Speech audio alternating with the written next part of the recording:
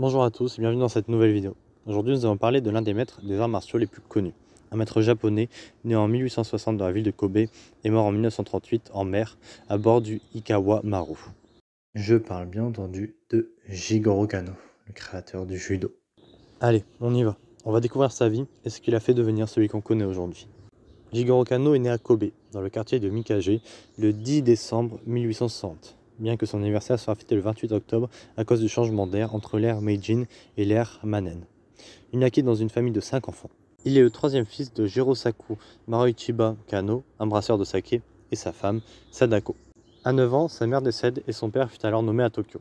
Collégien puis étudiant brillant, il s'intéressa de près à la culture occidentale. Jigoro Kano arrive à Tokyo en 1871 où il suit de brillantes études à la faculté des sciences politiques et des lettres. N'étant pas doté par la nature d'une musculature impressionnante, il s'essaye à l'athlétisme, au tennis ou encore au baseball, mais il n'y trouve pas ce qu'il recherche. Il décide donc de se lancer dans le jujitsu, où il suit l'enseignement de maître Masamoto Iso. Très appliqué, persévérant et soucieux des techniques, et il maîtrise rapidement plusieurs styles de jujitsu, incluant ceux de Koryu Kito Ryu et Tenjin Shinyo Ryu. Excusez-moi pour mon japonais, il n'est pas très bon. Qu'il commence à étudier en 1877 sous la tutelle de 3 maîtres successifs. Ashinosuke Fukuda, Masamoto Iso et Tsenotoshi Likobu. Pour parfaire son enseignement, il s'instruit grâce à des manuscrits de samouraïs.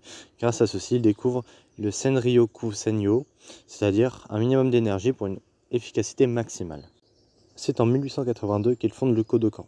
Fondé sur les principes des sports modernes dans le temple Eishoji à Tokyo, 9 élèves le fréquentent alors. Il élabore le premier art martial moderne dont l'objectif n'est plus de combattre victorieusement, ni de se combattre soi-même, mais d'élever l'homme pour servir l'humanité. C'est ainsi qu'il créera le Kodokan Judo en 1882, une année seulement après avoir obtenu son diplôme à l'université impériale de Tokyo dans différentes spécialités. Il n'a que 22 ans. Il souhaite alors transformer le Jujitsu en un moyen d'éducation du corps et de l'esprit adapté à l'éducation de toute une nation. Il renomme sa discipline Jujutsu, technique ou art de la souplesse, à Judo, voie de la souplesse. Il fonde ainsi ce qui est probablement le premier Budo moderne. Le terme souplesse est à prendre dans son sens de non-résistance ou adaptation. Le principe est de ne pas chercher à résister à ce que cherche à faire le partenaire ou adversaire, mais à céder afin d'utiliser sa force pour soi.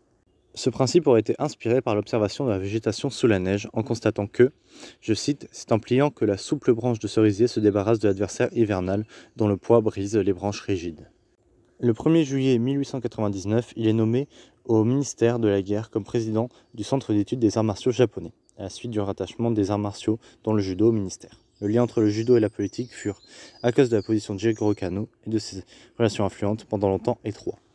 D'un point de vue plus professionnel, Jigoro Kano fut notamment directeur de l'enseignement primaire pour le ministère de l'Éducation, président de Tokyo Iron Number School de 1901 à 1920, ou encore le premier membre asiatique du Comité international olympique, CIO, de 1909 à 1938.